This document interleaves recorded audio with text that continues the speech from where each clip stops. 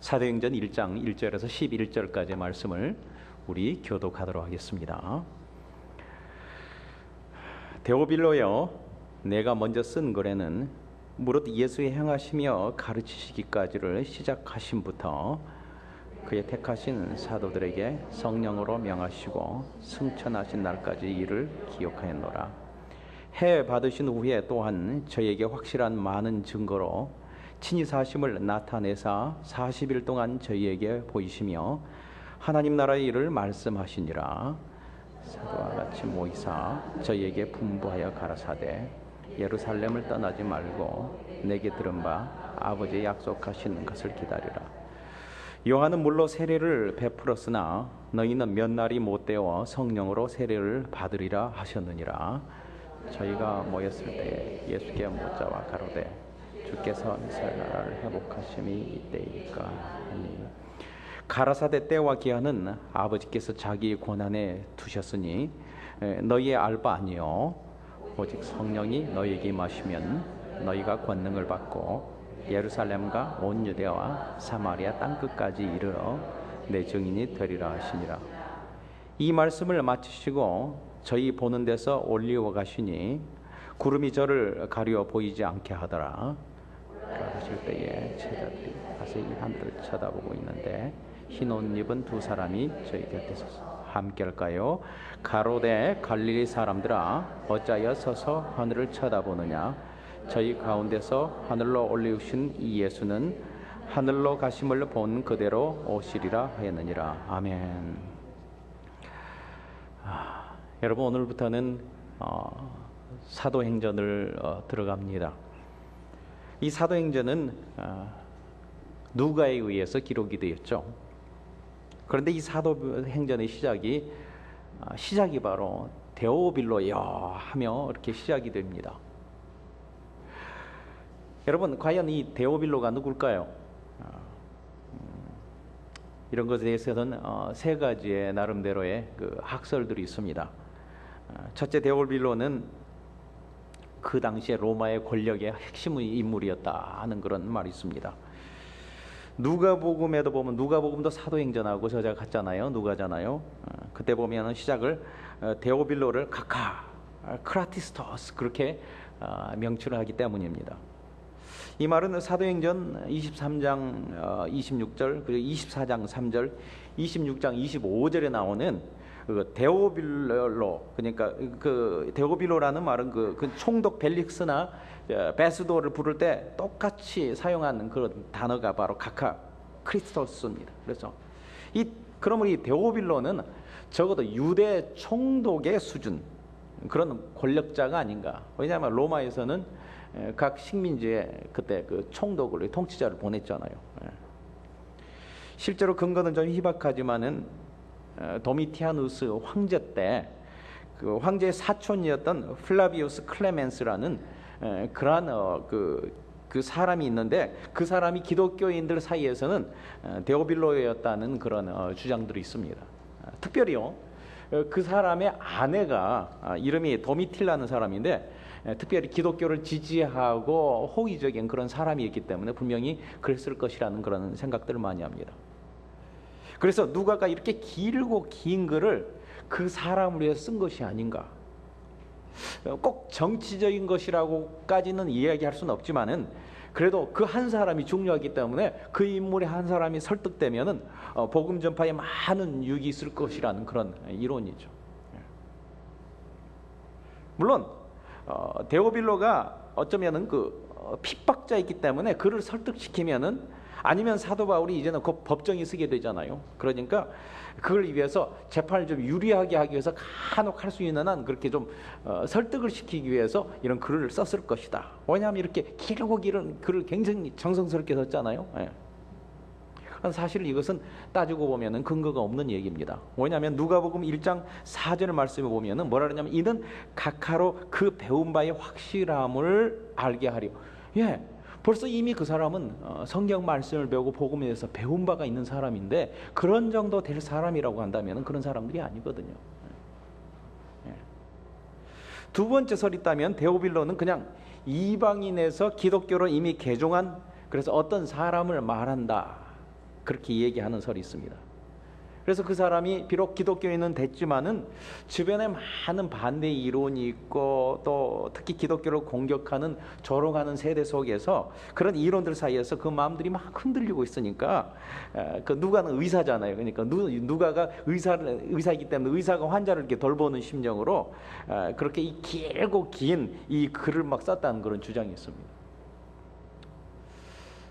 사실 그것도 꼭 옳다고 얘기할 수가 없습니다. 그럼 세 번째는 어떤 말이 있는가? 데오빌로는 모든 그 당시에 예수를 믿는 그런 사람들 다 지칭하는 말이다. 왜냐하면 데오빌로, 그게 무슨 말입니까? 이게 합성어거든요. 데우스라는 말하고 필로스, 그 말이니까 데우스면 하나님이고 필로스는 뭐예요? 친구란 말 아니에요? 그러니까 하나님의 친구. 그러니까 모든 그리스도인을 이야기하는 말이다. 모든 형제들을 지칭하는 말이다. 어떻게 복음서가, 그리고 특히 이 사도행전이 한 사람만을 위해 쓰였겠는가? 그렇지 않다. 그렇기 때문에 이것은 모든 믿는 형제를 두고 이렇게 쓰는 것이 아닌가. 그러나 문학적인 기법상 그저 데오빌로라는 그런 이름으로, 하나님이 친구라는 이름으로 이렇게 딱 부르는 거 아닌가, 그런 말이 있습니다. 그렇다면 한 가지 또 걸리는 말이 있습니다. 각하는 아무나 부르는 게 아니잖아요. 그러나 크라티스토스라는 이 각하라는 말은요, 그 당시에 그 믿는 형제들끼리 서로 귀하게 여기고 이렇게 존경하게 여기는 믿음의 사람 속에서 약간 장난기 섞이는 말로 이렇게 부르는 그런 소중하게 여긴다는 말로 이렇게 그 당시에 많이 불렀다는 거예요, 성도들끼리. 사실 그렇죠. 우리는 왕 같은 제사장인 줄 믿습니다. 각하 같은 제사장이에요. 맞는 말이에요. 그래서 그렇기 때문에 불렀다는 거예요. 참 우리들은 가끔 우리에게 각하, Your Excellency, 그렇죠? 각하라는 말. 우리는 좀 들을만합니다. 우리는 어떻게 보면 왕 같은 제사장이니까 각하인 줄 믿습니다. 우리 옆사람과 한번 그렇게 한번 불러보십시다. 각하하고요. 맞는 말이에요. 각하요. 네, 그 맞는 말이에요. 자, 이런 말들을 많이 합니다. 어떤 사람은 어떤 그 주석에 따라서, 아니면 이런 주석을 보고 저런 주석을 보고, 아니 이런 책을 보면 저런 책을 보면은 이게 맞다, 이게 이럴 것이다 하고 이렇게 설파하는 사람들이 있는데, 그렇지만 이 모든 걸 종합해 볼 때 아직도요, 데오빌로는 누구인가 질문에 마지막 결론은 결국은 뭐예요? 아직은 확실히 모른다는 거예요. 여전히 수수께끼라는 말입니다. 누가복음과 그 사도행전, 그 장려하고 대단한 글의 어떤 단독 수신자가 바로 그 중요한 사람이 아직도 누군지를 모른다는 거예요. 사실 누가가 그냥 썼다고 해도 대단한 작업입니다. 대단한 작업이에요. 사도행전은. 그건 누가복음도 마찬가지죠. 생각해 보세요. 제가 만약 52페이지가 넘는 글을 여러분 중 한 사람에게 내가 막 썼다고 그래 보세요. 그거 얼마나 대단한 일이에요. 제가 지금까지 편지를 쓴 것 중에, 그것도 이 서면이야 이렇게 종이로 이렇게 글 쓰는 게 아니라 이메일로 써가지고 가장 많은 그 분량의 편지를 보내는 게 11페이지를 보내봤습니다. 그것도 막 저 사랑해서가 아니라 그걸 쓰실 만큼 어떤 그런 감정이 복받칠 때가 있어요. 이 얘기를 2부에 또 해야 될 텐데, 언제 우리 형님이 올지는 모르겠지만 저희 형님이 목사님입니다. 굉장히 훌륭한 분이에요. 근데 다른 사람한테 훌륭한지 모르겠지만 저한테는 아주 쓴 기억들이 많아요. 왜냐하면 저희 아버지가 저한테 매를 들어보는 것은요, 내가 기억엔 딱 한 번이었어요. 그런데 저희 형님이 저하고 나이가 9살 차이가 나는데 저가 얻어맞는 건 셀 수가 없어요. 그냥 얼마나 맞았는지 말이에요. 칵 맞고. 그런데 내 나이가 한 47살인가 그쯤 됐는데 갑자기 생각하니까 속상하더라고요. 너무 속상하더라고요. 그래가지고 그때 편지를 썼어요. 그게 11장의 편지를 쓴 거예요. 그래가지고 결론은 뭐냐면은, 당신은 나에게 지금 쏘리라고 해야 된다. 그리고 얘기했더니 딱 편지를 보냈더니, 이메일을 보냈더니 뭐라고 답장이 왔겠어요? Sorry. 너무 억울하더라고. 한마디 난 11장을 썼는데 한번 sorry. 너무 작게 쏘리라고 할 수 없다고 다시 내가 답을 보냈죠. 그러니까 그 다음에 뭐라고 써요? I am very sorry. 네. 그렇게 어떤 감정에 복받쳐가지고 쓴다면은 편지를 쓸 수 있을지 모르겠지만은, 그 11장이 아니라 52페이지나 되는 이 분량의 이것을 한 사람을 위해 썼다는 거, 이건 보통 일이 아닙니다. 대단한 일이에요. 더구나 이것은요, 누가가 혼자 쓴 것이 아니고요, 성령님께서 그를 감동해 쓴 것이고요. 그러면 성령의 글인데요, 하나님의 말씀인데 그 하나님의 말씀이 어떤 그 한 사람을 지칭하여서 한 사람을 위해서 집중적으로 이렇게 써졌다는 것은, 그렇게 길게 쓰였다는 것은, 그것은 얼마나 영적으로 그 하나님께 존귀한 대접을 받고 있는 사람인가는 분명합니다. 그런데 그 데오빌로가 누구인지를 모른다는 거예요. 그러나 저는 확신할 수 있습니다. 그 데오빌로가 누구인지. 결론적으로 하자면 데오빌로는 바로 우리인 것입니다. 여러분인 것이에요. 각 사람이에요. 이 자리에서 사도행전 말씀을 선포하는 메시지를 듣고 있는 우리가 데오빌로라는 거예요. 누가가 누가복음과 사도행전을 쓰면서 데오빌로야 하고 부를 때 그가 누구를 떠올리면서 구체적으로 했는지는 사실 이 개인적인 사람 이름 아직 몰라요. 정말 우리가 사람들이 얘기할 때 그것이 로마의 어떤 권력자인지, 아니면 이방에서 개종한 흔들리고 있는 어떤 인물인지, 아니면 그 당시에 모든 예수를 믿는 형제들을 이렇게 뭉뚱그려서 하나님의 친구라고 얘기하면서 그렇게 데오빌로라고 부른 것인지. 하지만 성경의 원저자이신 성령님께서 데오빌로야 부르시면서 바라본 사람들은요, 오늘 또 이 말씀을 듣고 이 말씀을 통해서 삶의 변화가 오고 터치가 되고 오는 세대 속에서 있는 모든 믿음의 사람들, 다 모든 믿음의 사람인 것을 지칭하고 계신 걸 저는 믿습니다. 그래서 바로 오늘 또 이 말씀을 통해서 만약에 여러분 속에 말씀이 살아운동력에서 터치가 되고 있다면은 바로 된 사람, 그 사람이 데오빌로인 것을 믿으시기 바랍니다. 네, 그래요. 저는 말씀을 준비하면서 이 음성을 지울 수가 없었어요. 성령께서 마음속에서 계속 저를 향해서 데오빌로야 하고 부르는 그 음성을 지울 수가 없는 거예요. 제 자신만을 부르는 게 아니라 오늘 사랑하는 성도님들의 이 말씀을 통해서, 사도행전을 통해서 그렇게 터치되는 그 여러분들을 부르고 있는 하나님의 음성, 여러분을 향한 데오빌로라고 부르는 그 음성을 제가 지울 수가 없는 거예요. 그래요. 지금 우리 앞에 펼쳐지는 이 말씀은, 특히 사도행전의 말씀은 우리로 데오빌로야, 하나님의 친구야 라고 부르면서 성령께서 친히 간절하게 말씀하시는 것으로 받아들이시기를 축원합니다. 그래요. 그렇다면은 하나님이 우리를 보고 데오빌로요, 나의 친구요, 나의 벗이요, 그렇게 말씀하셔서 뭘 말씀하시려고 지금 하는 것인가? 그것이 바로 사도행전에 있는 내용입니다. 우리가 지금부터 그걸 살펴볼 것입니다. 그러면서 오늘은 사도행전의 큰 개괄입니다. 여러분, 마치 먼저 세상을 떠나게 된 친구가 자신이 다 못다 이룬, 자기가 지금까지 해왔지만은 아직도 못다 이룬, 꼭 해야 될 그러한 소중한 일을 다른 친구에게 이렇게 맡기듯, 하나님은 우리를 친구로 여기면서, 그냥 종으로 맡기면 종의 근성이 있어서 안 되잖아요. 그래서 이제부터 너를 종이라 부르지 않고 뭐라 그랬죠? 친구로 부르면서, 그러면서 최고의 경의와 최고의 찬사와 최고의 마음을 가지고 맡기듯이, 우리 주님께서 그가 승천하시면서 우리에게 맡기신 분부와 우리를 향한 내용이, 그것이 여기에 담겨졌고, 그것들을 받은 그 성도들이, 하나님의 백성들이, 하나님의 친구들이 그걸 이루어가는 그 생생한 그러한 그 이루어져 나가는 삶의 현장들이 기록된 것이 이 사도행전이라는 거예요. 자, 이제 우리가 사도행전을 살펴볼 것인데, 오늘 우리가 봉독한 내용은 마치 모든 책을 다 보면은 책 첫 페이지에 어떤 주된 핵심의 그 제목들이 딱 써져 있잖아요. 목차가 있듯이 그렇게 소개되는 것처럼 사도행전에서 다루어질 세 가지의 중요한 목차가 이렇게 나오고 있습니다. 이것이 사도행전의 내용이고, 또한 동일한 사도행전 시대를 연달아 지금 살아가고 있는 우리를 향한 신앙의 어떤 핵심이기도 합니다. 여러분, 이 세 가지는요, 우리의 신앙에 있어서는 꼭 있어야 할, 마치 상이나 걸땅사리가 이렇게 쓰려고 한다면요, 그 걸상이 쓰려고 한다면 최소한에 몇 개의 다리가 있어야 되나요? 2개 있으면 쓰나요? 최소한? 그래요. 최소한 3개는 있어야죠, 쓰는 것. 신앙이 있어서 신앙이 넘어지지 않고 쓰려면 최소한의 3개는 있어야 되지 않겠냐는 가장 중요한 핵심, 그 기본 산발이 같은 역할, 그 트리니티 같은 역할, 그 역할을 오늘 우리가 함께 나눌 그 3가지의 종류예요. 그렇다면 이 세 가지 중에 첫 번째는 뭔가?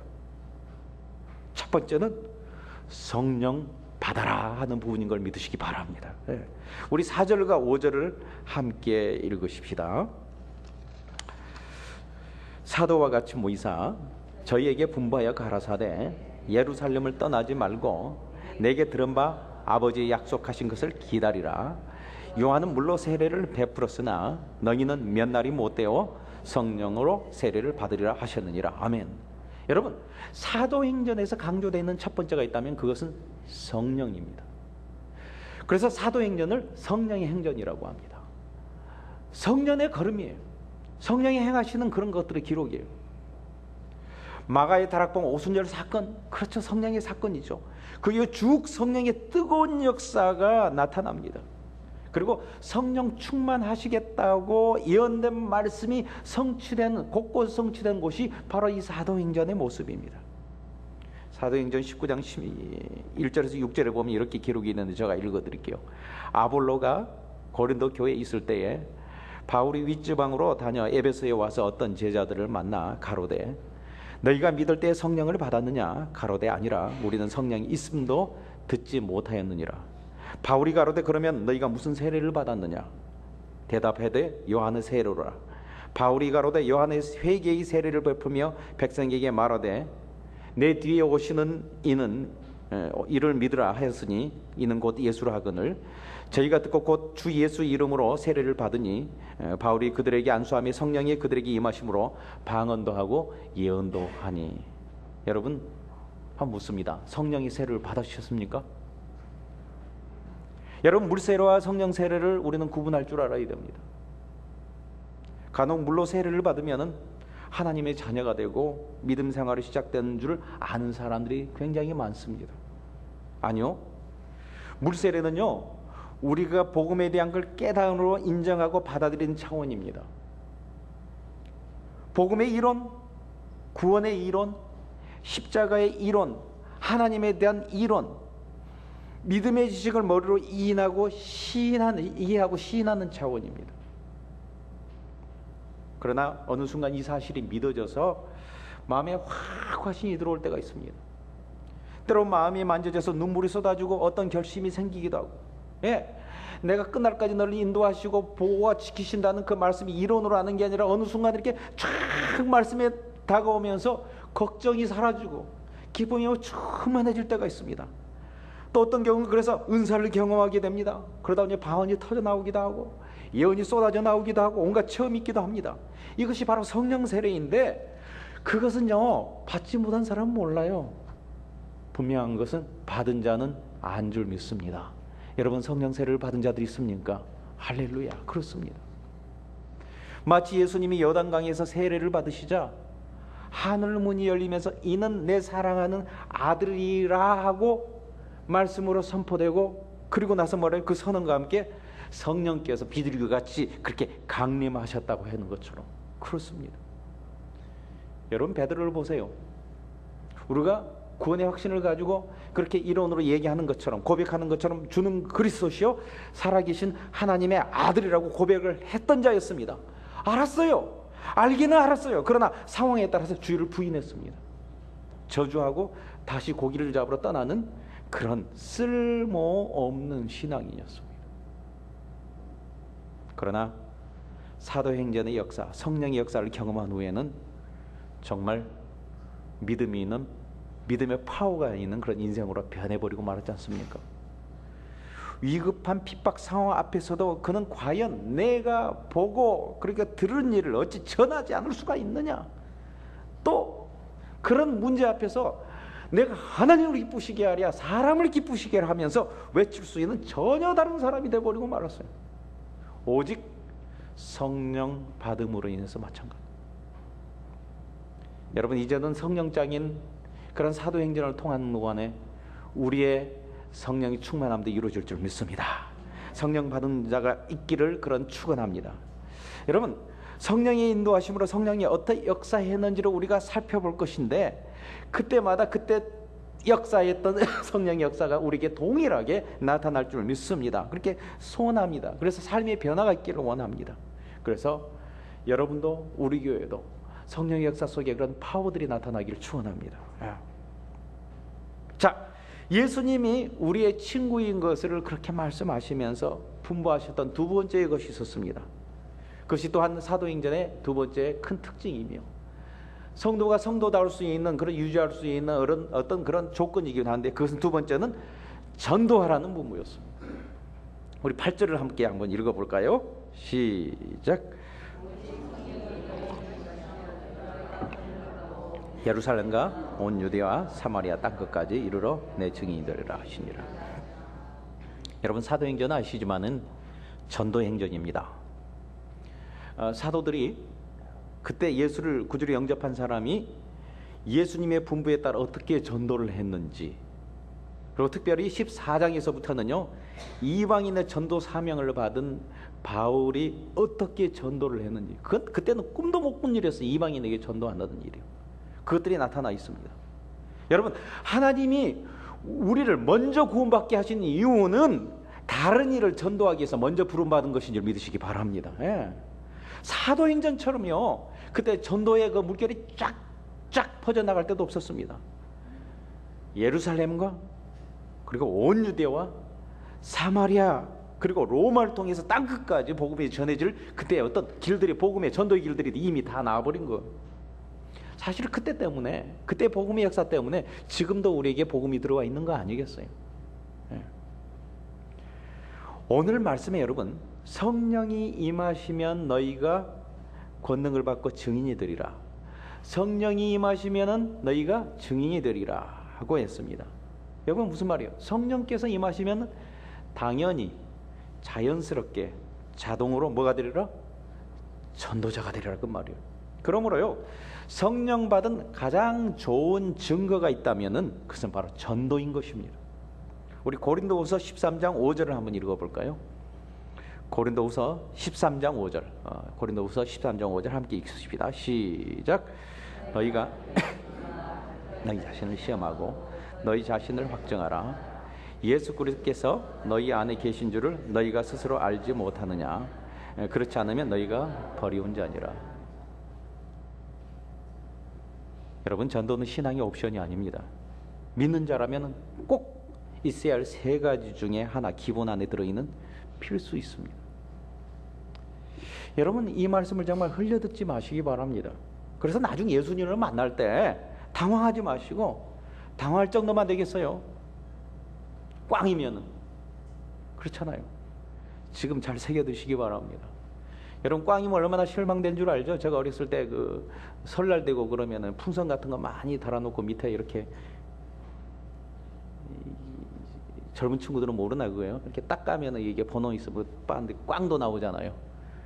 잘 몰라요? 참 세대 차이인 것 같아요. 이러면 꽝돼도 괜찮은데요, 정말 믿음이 꽝이면 어떡할 거예요? 여러분, 전도하는 이유는요, 구원받지 않은 다른 사람이 영혼이 불쌍해서도 전도한 줄 압니다. 그리고요, 전도하는 이유는 그 하나님을 기쁘시게 해드린 데도 있지만은요, 전도해야 될 1차적인 이유가 있다면 바로 전도하는 그 사람을 위해서입니다. 전도해야지 건강한 신앙을 유지할 수 있는 줄 믿습니다. 전도할 때 성령 충만을 더 받을 수 있는 줄 믿습니다. 전도하는 자에게 전도를 위한 하나님의 지원하심이 특별히 있습니다. 그렇잖아요. 전도하는 자에게요, 구원의 확신이 점점 흘러 넘친 줄 믿습니다. 확신이 있어야 되잖아요. 하나님 공급하신 줄 믿습니다. 그러므로요, 전도는 사실을 보면은 큰 축복입니다. 생각해 보십시오. 집 나간 잃어버린 자녀를 두고 안타까워하시는 아버지의 마음을 가장 기쁘게 할 수 있는 다른 아들의 행동은 뭐가 있을까요? 염려하는 아버지를 위로하기 위해서 노래를 불러드려요? 위로하는 아버지를, 아니 그 염려하는 그 아버지를 위로하기 위해서 맛있는 음식을 사다 드려요? 등을 두드려도요? 뭘까요? 그 아버지를 위로할 수 있는, 기쁘게 할 수 있는 건 딱 하나예요. 한번 찾으러 나가는 거예요. 찾아오든 못 찾아오든 간에 그저 그냥 안절부절하고 있으면 마음 애타거나 아버지의 그 심정을 위로해 드리려면 그냥 나가는 거예요. 한번 돌아오는 거예요. 찾든지 못하든지. 그러므로 여러분요, 이건요, 하나님 아버지께서는요, 전도하는 자들을 보면은요, 전도한 자들을 보면서 쩔쩔맵니다. 그 말이 무슨 말인 줄 알겠어요? 이건 너무 귀중하게 여긴다는 거예요. 여러분, 그러므로 아버지 하나님은요, 전도하는 자의 필요와 전도하는 자의 기도는 일착으로 들어줄 수밖에 없다는 걸 여러분 아셔야 됩니다. 여러분, 일단 전도하자고요. 그렇잖아요, 이거요. 여러분들이 뭐가 필요합니까? 그거 디렉트로 달라 그러지 말고 전도부터 하세요. 확실합니다군요. 하나님이 들어줄 수밖에 없어요. 여러분, 일단 우리 전도하자고요. 예, 우리 서로 인사하십시다. 우리 전도하십시다. 그렇습니다. 확신을 가지세요. 그게 가장 지혜로운 일입니다. 하나님 다 풀어주시고요, 다 하나님께서 합력하신 줄 믿습니다. 예. 자, 신앙의 두 다리를 세웠습니다. 이제 두 다리 세우면 그만 세우면 안 넘어질까요? 아니, 하나가 더 남았습니다. 나머지 세 번째는 무엇일까요? 우리 한번 오늘 성경을 읽고 그 무엇인지 여러분 직접 한번 말씀해 보십시오. 9절에서 11절까지를 우리 함께 읽도록 하겠습니다. 9절에서 11절까지 시작.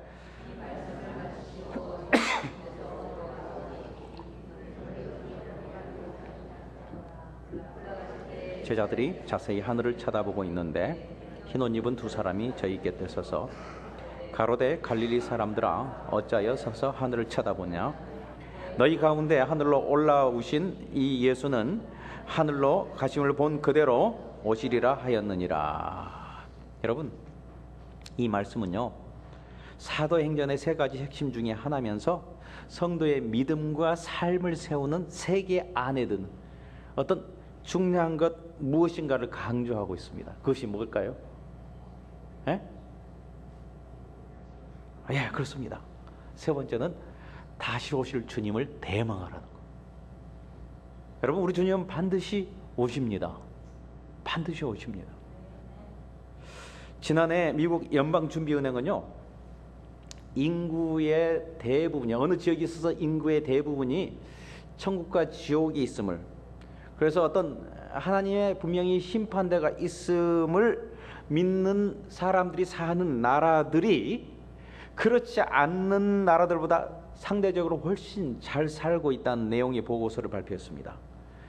지옥에 대한 두려움과 천국에 대한 소망과 그것들을 확정지을 수 있는 어떤 절대자의 어떤 있다는 것을 믿는 사람들, 바로 그것이 영향력을 어떤 그런 마음을 가진 그 마음이 경제 발전과의 어떤 관계가 있는지를 밝히기 위해서요, 미국과 유럽, 일본을 비롯한 전 세계의 각국 경제 연구하는 그 학자들과 그것을 가지고 연구를 했네요.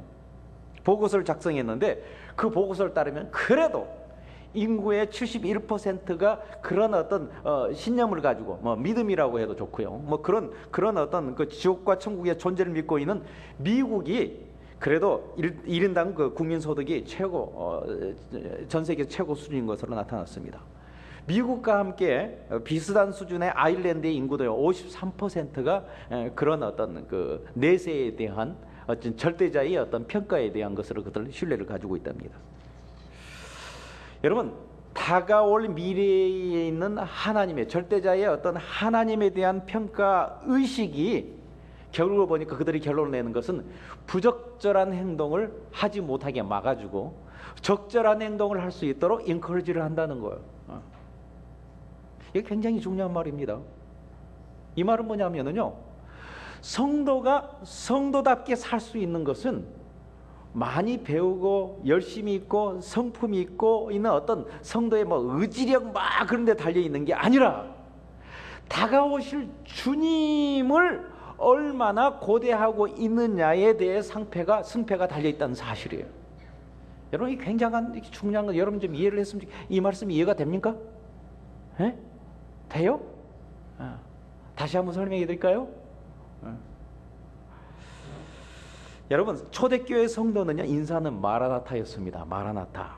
그것은 주여 어서 오시옵소서. 이 말이 최근에는 시한부 종말론에 대해서 아주 위험스럽게 그렇게 해서 아예 사용 안 하려고 하는데 아니에요. 이단들이 할렐루야 했다면 우리가 할렐루야 사용 안 할 것입니까? 주여 어서 오시옵소서는 우리가 역시 꾸준히 고백해야 할 성도들의 중요한 점인 줄 믿습니다. 여러분, 그 당시에는 숫자나 영향력으로 볼 때는 마이너리였던 그런 크리스천들이었습니다. 정말 그랬어요. 그런데요, 그 크리스찬들이 이제는 점점 가면 갈수록 사람들에게 인정을 받고 그리고 복을 받아서 영향력이 있게 되게 했던 바로 그것이 뭐냐면 주님의 재림 의식을 가지고 있는, 그로 말미암아 더 거룩하고 더 부지런히 살 수 있는 그 삶 때문이었다는 거예요. 결국은 그들은요, 그 어떤 그 자세를 가지고 이 유대뿐만 아니라 사마리아뿐만 아니라 전 세계를 주도하고 있는 그때 로마까지 가가지고요, 정치, 경제, 문화 모든 것을 주관한 자가 돼버렸잖아요. 여러분, 오늘도요, 적어도요, 주님의 오심을 마음에 새기고 산 성도는요, 하나님으로부터 복을 받을 수밖에 없는 그러한 삶을 살게 된다는 사실이에요. 예. 왜냐하면은 주님을 만날 것을 생각하면은요, 그렇게 열심히 그렇게 살 수밖에 없다는 거예요. 여러분, 1차 세계대전을 배경으로 한 영화 중에요, 월터 브릿지라는 그런 영화가 있습니다. 옛날 사람들만 기억하는 영화일 거예요. 이름은요, 야리꾸리하게 번역해서 한국에 나왔지만 이름은 애수 해가지고요. 네. 1940년에 제작된 흑백 영화입니다. 잘 아는 바바늘리, 그 다음에 로버트 테일러가 주연인데요. 그 내용은 그렇습니다. 한 영국군 장교가, 참 멋있죠? 영국군 장교가 사랑하는 여인과 결혼을 하고 그러고 나서 독일과의 전쟁을 위해서 이렇게 떠납니다. 그런데 웬일입니까? 어느 날 신문을 보니까 전사자의 명단에 그의 이름이 올라와 있습니다. 얼마나 낙심이 됐겠어요. 이제는 하루하루 사는 게 상심이고 낙심입니다. 거기에 전쟁통이라 살기까지 점점 힘들어져 갔습니다. 너무너무 힘드니까 옆에 있는 친구가 살고 먹고 하기 위해서 그냥 친구가 몸을 팔게 되는 모습을 봅니다. 그 모습을 보면서 병든 식구의 약값을 마련하라고 더 궁지에 몰리는 그는요, 자신도 할 수 없이 몸을 파는 신사가 되고 마는 거예요. 어느 날도 짙은 화장을 하고 전쟁통에서 돌아온 군인들이 많은 런던역으로 나갑니다. 몸을 팔기 위해서. 그런데 저쪽에서 이상하게 이렇게 익숙한 얼굴이 나타났습니다. 다름이 아니라 그는 자신과 약혼을 한, 결혼을 약속한 바로 그이었습니다. 죽었다는 소식은 오보였어요. 잘못된 거예요. 영문도 모르고 내가 온 줄 어떻게 하고 이게 나왔느냐 하는 약혼자의 말에 양심의 가책이 된 그 약혼녀는 결국은 그 앞에 서지 못하고 자살을 하고 맙니다.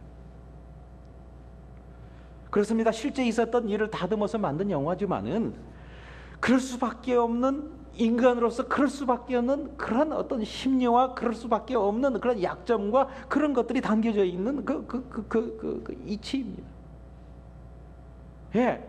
삶이 기구해주면은요, 환경이 어려워서 그렇게 되면 낙심하면은요, 순결을 던져버릴 수도 있는 것이 인간의 모습이라는 걸 가르쳐주고 있어요. 그렇지만은요, 맞아요. 삶이 힘드니까 그럴 수 있다고 하지만은 정말 그가 살아 돌아올 것이라는 생각이 들었다면은, 그런 확신이 있었다면은요, 절대로 그렇지 않았을 거예요. 죽는 한이 있더라도요, 그렇게 자기 순결을 지켰을 거예요. 삶이 아무리 힘들어도, 먹고 사는 것이 힘들어도요, 그가 다시 돌아오신다는 그이가 사랑하는 자가 당신을 찾으러 온다는 그 마음이 있었다면은요, 절대로. 여러분,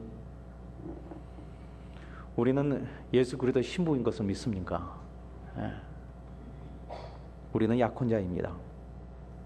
성도가 성도답게 살 수 있는 것은 오직 다시 나를 부르러 오실 주님을 고대하는 마음인 줄 믿습니다.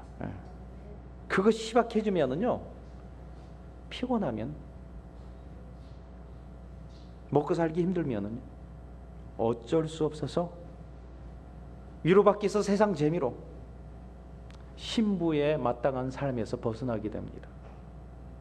그렇지만은 우리 신랑 대신 우리 주님이 분명히 오신다는 확신이 있는 한은, 적어도 그 확신이 있는 동안에는, 확신이 있는 삶 동안에는, 그런 의식이 있는 한은요, 우린 절대로 낭망하지 않습니다.